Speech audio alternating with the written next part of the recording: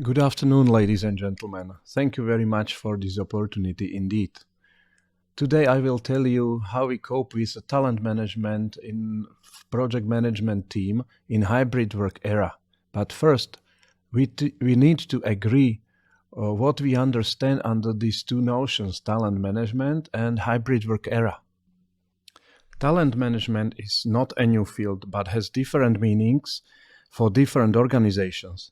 It's a continuum with two extremes. One is what we call the exclusive approach to talent management, which is when you focus on a small group of high potential employees. Then on the other side, there is an inclusive perspective where the argument is that everyone is talented and should be managed based on their skill set. But some people have argued that such talent management is just a new term for human resource management. My approach is somewhere between, and I believe that the bigger and more structured is the company, the more they focus on VIP employees. The reason is budget, and budget is always restricted. And naturally, you want to spend more money to develop people, which has a bigger potential to bring money to the company. My story is based on experience with LSP companies, with company with 14 employees, which consist of one, let's say, director, me, one production manager, 7 project managers, 5 in-house translators, and each month we cooperate with 120 freelance translators. So we can say that we are a small company with a very flat structure. However, we identified that our PMT team is a heart or engine of our company. That's why we concentrate on development of this team, without underestimating translators, reviewers, and me. But in bigger companies, if you work in a bigger company, you need to focus even closer. So if you have several project management teams with team leaders, you probably will focus on these leaders, plus talented project managers who can substitute or replace these team leaders sooner or later. But anyway, it doesn't matter the size of the company. Every company has to develop talents. And that's why I believe my lecture will be interesting for all of you. Let's have a look on the second term, hybrid work era. You can read definitions, but defining hybrid work could be again confusing, because for some companies hybrid work means that people are allowed to go back into the office after COVID, but almost everyone continues working from home. In contrast, in other companies, employees do not have particular hybrid work schedule, but they are required to come into the office at least 2 days per week. But if we talk about the era, there was another era before. And if we admit that there is a difference between these two eras and we need to change strategy for talent management, we first need to know what and how has changed. So let's compare these two eras first. Before COVID. Before COVID, offices were full of employees, and we organized a lot of events, and work from home was just a benefit mostly accepted by forward-looking companies like companies from IT sector. Then something happened. Suddenly, empty offices, safety restrictions.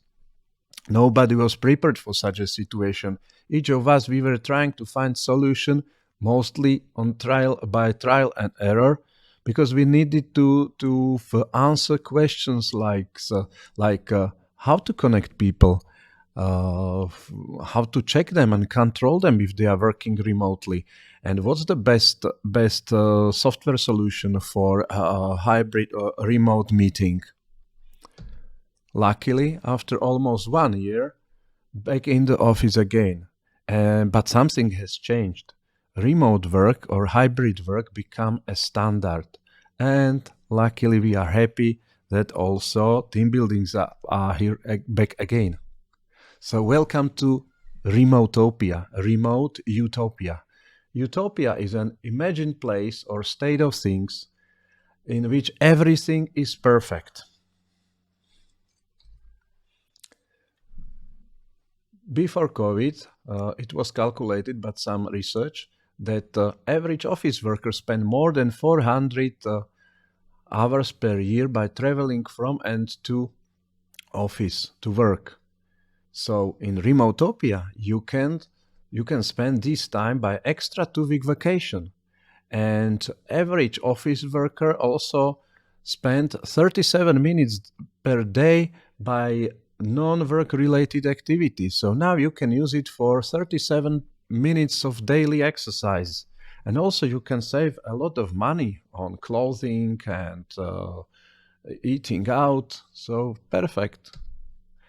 Remotopia is perfect. And what can it offer to employers?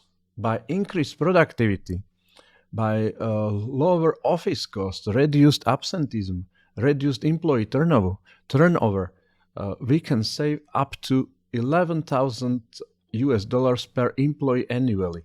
We just need to set up a hybrid work model where employees spend 50% of their time in remote work. But wake up. Wake up from Remotopia. Wake up from utopia. I remember utopian socialism. It never happened. I remember promises of machine translation engine developers several years ago that translators that everything will be perfect because translators will earn more money thanks to post-editing of machine translation, and also clients will have cheaper translation. But reality is not so colorful like our dreams. So let's have a look on the negatives of changes, because there are also negatives. A lot of stress and burnout. Yes, because people end up working more and questioning the meaning of their work. A loss of teamwork, because if you cannot see your colleagues and do not share the feelings, emotions, and experience, empathy falls down to the minimum.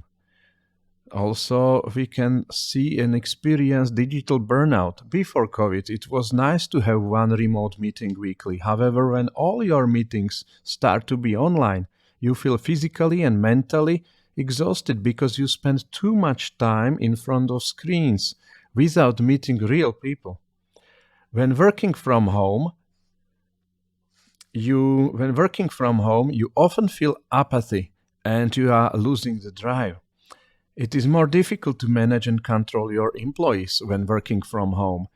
And before COVID, working from home was considered as a benefit. Now, many times, employers must pay for it, for example, for energy consumption.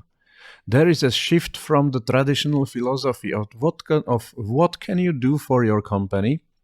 Now everybody is asking, what can your employer do for you? Additionally, through technology, we have allowed companies to come into our homes. As a result, the balance line between work life and private life is blurring. The generation gap, you can see on the graph above me, it's a Microsoft research. The generation gap is even deeper because the younger the generation is, the more likely they prioritize their well-being over work. So there is some misunderstanding and misconceptions. Again, I am using Microsoft research, and the most important misconceptions are: misconception number 1, where to work is purely a personal decision. It cannot be a personal decision because working in the office evokes collocation with colleagues, which is essential for effective business communication. So individual flexibility must be balanced with the needs of coworkers and the organization. Misconception number 2. All workers should have the same experience regardless of their work location. Remote work and office work have very different strengths and weaknesses. We should try to use the benefits and mitigate the weaknesses of each separately. Don't try to make an office from your living room. And misconception number 3, hybrid work is only about flexibility in work location. No, it should be also about the flexibility in time. It should mean that work teams agree on the collocated hours. For example, from 10 a.m. to 3 p.m. This will allow people to avoid traffic, which is one of the most significant downside of collocated work. You will see it also from our research, yes? And misconception number 4, the office is only useful for collaboration. Offices are crucial for collaboration, which is why hybrid work compared with remote work can be so powerful. However, offices are also useful for several other reasons. For instance, offices provide better work-life separation. They also make it possible better focus on your job tasks. Therefore, some activities are better suited to the office and others are better suited to remote work.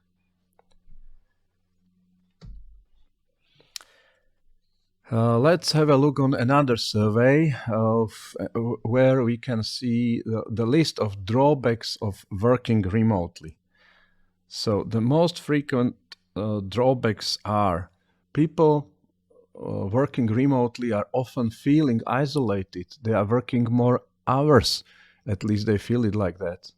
And there are more distractions at work. It is harder to connect with colleagues, harder to collaborate. Company culture has suffered. There is a less participation from people in meetings, and they are less connected to company strategy. And also there is decreased empathy among colleagues, and they are less engaged at work.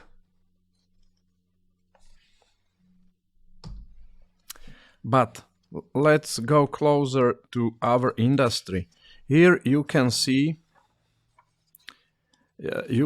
our research short survey on 63 people from localization industry. I know 63 is not a statistically significant value, but it's better than nothing. 2/3 of participants are members of project management teams, and 90% of them already have experience with work from home. 2/3 of respondents already had experience with working from home before the pandemic, and also they changed their perception of working from home after the pandemic. They still consider work from home as a benefit. I was positively surprised by employers' flexible reaction, which mostly already created an official working from home policy.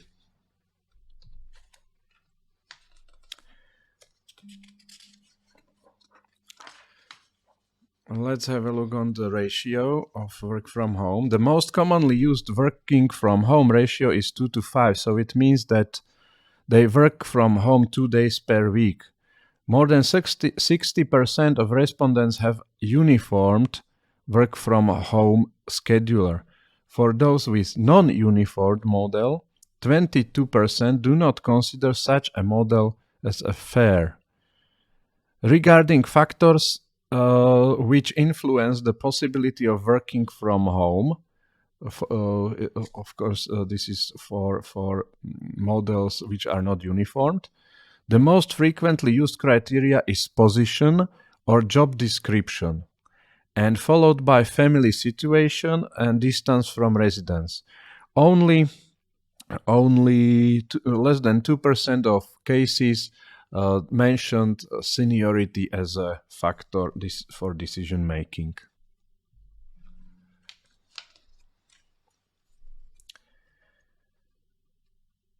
On question, what do you perceive as positive when working from home? The most frequently answer was saving on time and money on traveling. The most frequent negative answer, and also followed by looking after possibility to look after children at home, and also they consider work from home as a healthier. The most frequently used negative answers were: I miss the opportunity to talk in person, followed by blurring division line between work and private life, and feeling isolation. And also they feel tired from electronic communication. Yes, so these were surveys, but what really changed in our company? Here you can see our new flexible office furniture, and also you can see the spatial hybrid meeting space we created. And especially you can see my colleagues, and they were working not from home, but from Martinique resort for 2 weeks. So they were happy because with these changes. But more seriously, what has really changed? So we had to attract to all we had to react to all negative situations by making changes in several areas. So let's sum up what has changed in our company. Work setup. We are still using the same office, but the purpose of the office has changed. We created hybrid meeting space, and also we have a new versatile desk for flexible office space sharing. So PM project managers no longer have their fixed office space. And also we created rest zone and renovated sitting zone on the terrace. When I'm talking about zone, it doesn't mean that it has 100 square meters, yes? So it's just small zone in the office. And also we created exercise zone, but it's already cancelled due to the lack of interest from the side of employees. Regarding communication, we are still using Skype for communication between project managers and project managers with freelancers, but we started to use Microsoft Teams for hybrid meetings, task management, and development management. Regarding hardware, before COVID, only 2 of our project managers had laptops. Currently, all of them have laptops. The data security. It is closely connected with the previous hardware setup. So we use encryption software VeraCrypt for laptops, but to tell the truth, we were using it before, but now it's a must. Health safety. Coronavirus restrictions changed our approach to health management. We respect health of employees. For example, now it is absolutely normal to call, I have a cold, I will be working from home today. So we respect this. Administrative changes. So there are some supplements or amendments to contracts. So to be for transparent regulation of work from home, and also it must be in accordance with the Slovak laws and regulations. Regarding control system, all of us, we have tracking software many times installed, but we are not using it actually. But I plan to make some survey or research. I would like to compare the usage of particular application during the work from home and compare it with the time when work from the office. Then sometimes the way we work has changed completely. We do not make much online interpretation, but this is the excellent example of how job could be changed in several weeks. But let's go back to our main topic, and it's talent management. How did the above mentioned changes affect talent management? And what is talent management? It is the systematic attraction, identification, development, engagement, retention, and deployment of those individuals who are of particular value to an organization, either in view of their high potential, so future, or because they are already fulfilling business or operational roles. So we see that there are several steps or parts of talent management. So we can compare talent management to the atom structure. Every talent management element is a part of a talent management atom, and they are connected by atomic bonds. So therefore, if you omit one element, it will weaken the whole atom. So we have to focus and concentrate on every part of talent management, part of the process. Let's have a look on what are the differences between the classic model and hybrid work model regarding talent management. Great companies are formed by great people, said Mr. Abdelnour. Yes, we agree, but to have great people, you need to attract them first. Before COVID or before hybrid work era, the salary was a major criterion that attracted new talents. And companies were able to attract people only from their own region or people who are willing to move. So it was big advantage for bigger companies with in big cities with big budget for PR and for branding. And work from home was just an extra bonus to attract new talents. Now, after COVID and during the hybrid work era, salary is only one of many criteria that attract people. People are also focused on their career growth and balance between work and private life, and also on their well-being. Companies attract people from wide region, which brought more competition on the market, but it's also a chance for smaller companies to compete with bigger companies on the market. And work from home is almost a must to attract new talents. I believe it is a must already. Matching employees' needs is the only way to compete for talents. So we have to match the needs of employees. Okay, so let's have a look what are the best practices. So we have very good experience with cooperation with universities. When we wanted to continue to work with universities, it was not easy from the beginning of the COVID, because not only we were learning how to work remotely, also universities were learning how to work remotely, and students. So first we needed to redesign our lectures.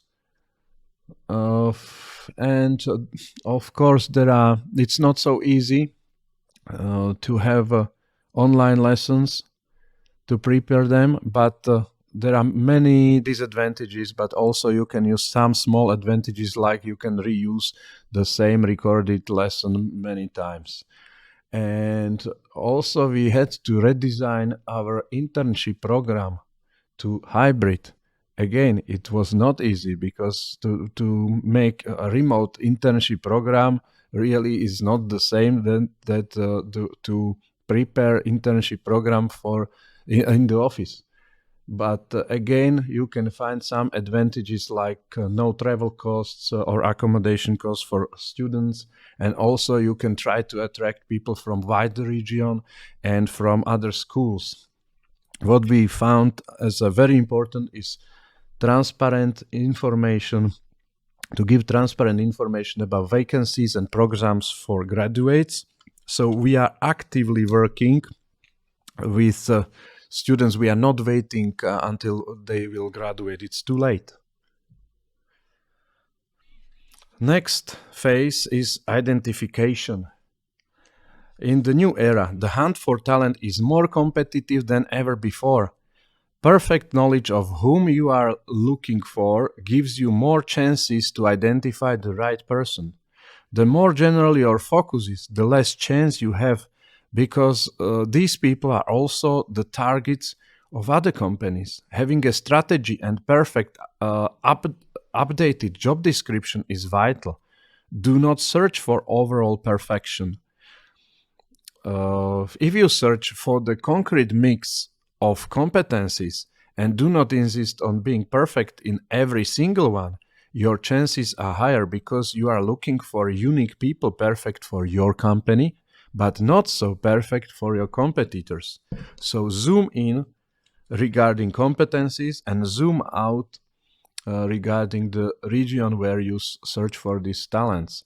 I can give you an example from our company. Zooming in competencies.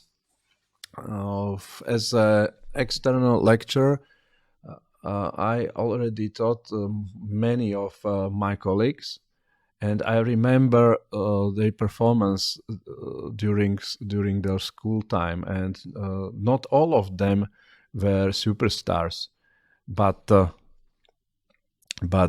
so they were not perfect in all aspects, but they are perfect for us, and I hope that we also are perfect for their needs, and that's great. Regarding zoom out, recently we hired one person. She lives 150 kilometers far from our office, and without hybrid work model it would not be possible at all. Okay, the next step is hybrid onboarding or remote onboarding. So the best way how I explain the pitfalls of remote or hybrid onboarding is to give you an example. Unfortunately, example on our own company. After the first shock first shock from COVID, after several months, the market grew up to the normal level, at least in our region, and we wanted to empower our project management team. So we updated our profiles, attracted and identified people, and hired 3 new project managers, not in one day or in 1 week, but one by one. And we were happy that we have new people, new colleagues, and sun was shining, everything was perfect. But suddenly, in 2021, from spring to the summer, one by one, they left our company. So that was very important for me to find out why. First, I thought that the problem is overselling the company or the job post during the attraction phase. But then I read about the great resignation or big quit or great reshuffle, like they call it in the USA. And it was the state that in the spring of 2021, there was a high increase of resignation rate. And so I thought that maybe the same situation was in our company caused this problem. But then I compared the onboarding process before COVID and during the COVID. And I believe that this is the biggest problem. In the hybrid workplace, recruits do not always have the opportunity to get familiar with their organization on an informal basis. So if it is possible, do onboarding not remotely, but in the office. If it is not possible, be intentional. So try to manage it. Yes, you are in charge, you are manager, you are director, so you should direct it. Yes, you are in command. So look for virtual opportunities which can bring same achievement or which can achieve the same goals as the normal onboarding process. Prepare onboarding kit. Now everything is online. So prepare online kit, but do not let your recruits to go through it on their own. Just but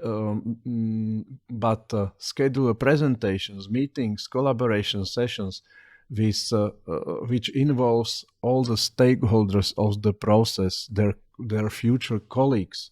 It will help them to engage, and they will communicate relevant information with them, which and give them opportunity to build relationship with their new colleagues, which is very important.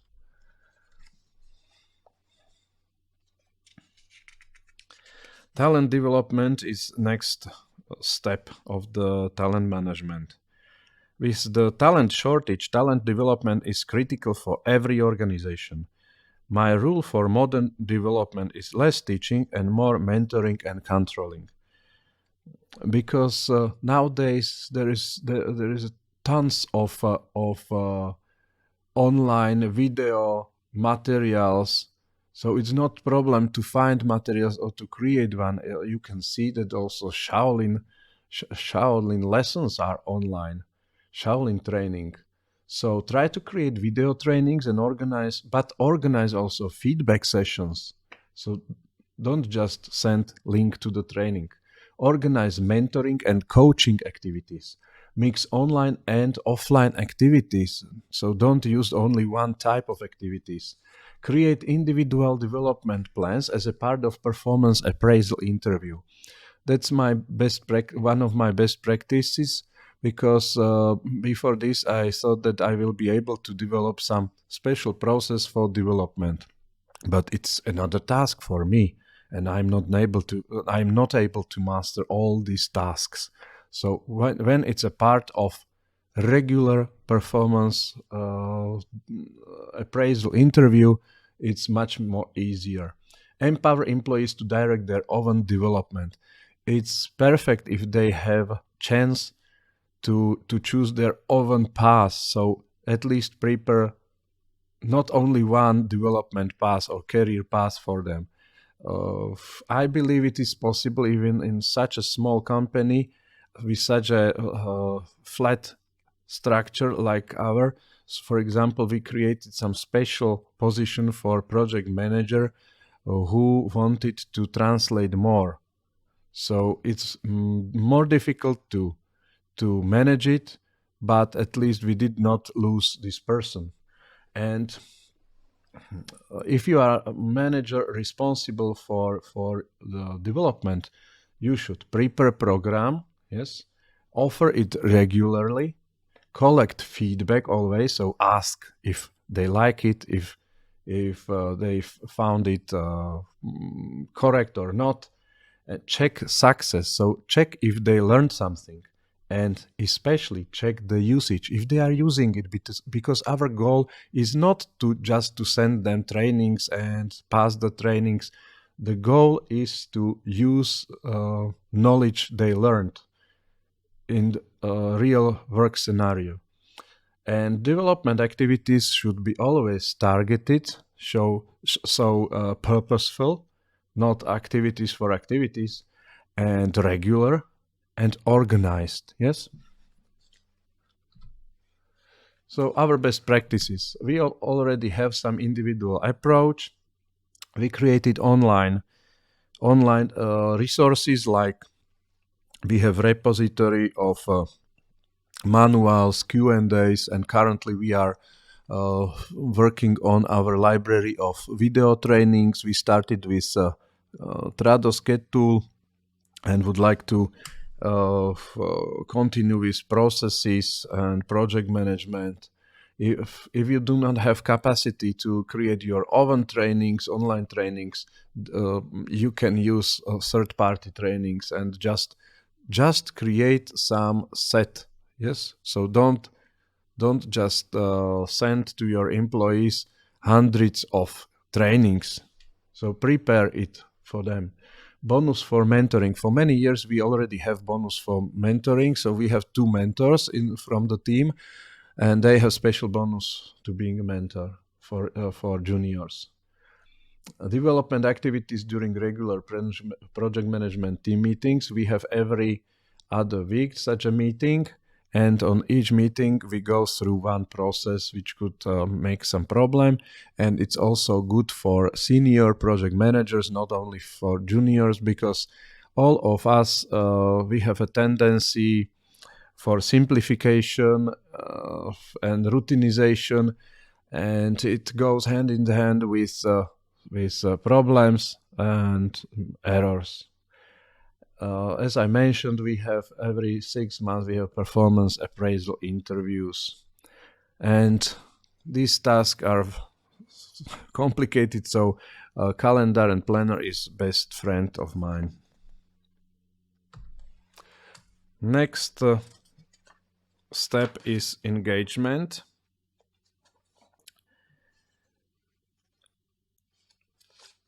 The vast increase in remote working has affected our ability to understand what's going on inside people's heads and hearts. Yes, you are not able to find out if the people are really engaged into the process, into your company tasks. So what can we do? Before COVID, companies were using so-called proximity principle. It comes from sociology, and its tendency for people to form interpersonal relationship with those nearby. And that's natural that you create relationship with your colleague if you are 10 hours at the office. So they invested into office layout, and they created layouts like you can see from the Google, or they created some micro kitchens, playgrounds, and so on, because it will help your employees to communicate not only business issues but also general issues. So how we can do or replace this in the hybrid work era? It cannot be replaced, I believe, so we have to use any opportunity. So create space for group collective activities, support communication, not written communication, but support using the camera, show appreciation frequently.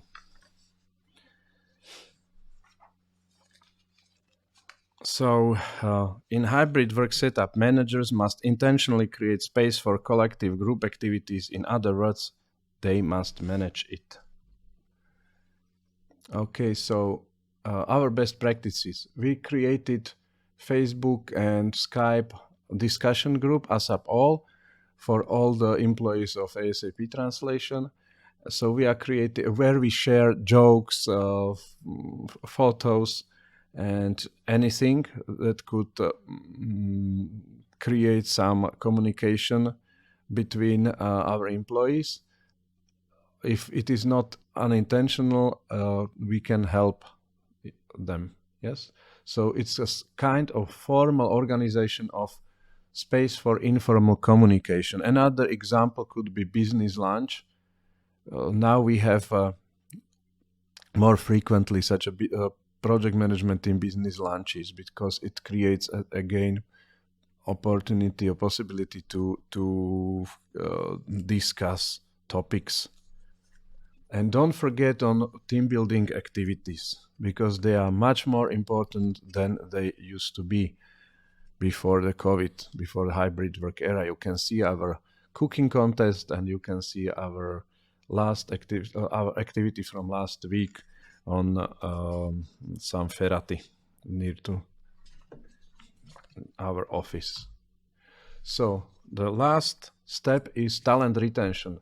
You can read the quote, but now it's complete. Great companies are formed by great people, but it's not only about attracting great people, it's about retaining them. So how to retain them? I believe that if you fulfill your task from previous steps of talent management, if you attract and identify the right people, if you listen to them and show them respect and appreciation, if you give them opportunity to develop, and if you create a good hybrid work setup, they will be thrilled to work with you. Okay, and this is the schema of talent management. So, first, create company strategy, create company structure and job description. Then, only then you can go to next step as talent attraction, identification, succession planning, development and engagement. And our goal is talent retention. Let's go back. So, are there any differences between the process before COVID and after COVID, before hybrid work era and after and during the hybrid work era? No, I believe there is no single change. So, what I was talking about 40 minutes, no, the steps are the same, but approach is different or should be different. In a hybrid work setup, it's even more important to manage and organize all aspects of talent management. And systematic work is a must. If you are kind of systematic and organized person, I believe that you do not have problem with talent management. But if you are ordinary people, men like me, you should keep these rules, yes, follow these rules. Individual approach in every stage of talent management. Prepare work from home policy. It is very important. Otherwise, you are not. It's not possible to make a hybrid work setup. Regular meetings, prepared and purposeful, not meetings for meetings. Regular performance appraisal interviews. Create. Organize regular team building activities. They are very important. And small PMT ad hoc activities like breakfast, lunches, and so on. And here you can see the checklist how to prepare work from home policy. There are dozens on the internet and they are great. I used one of them and I believe that our work from home policy is not bad and it's agreed by all our employees, and that's important. Okay, thank you very much.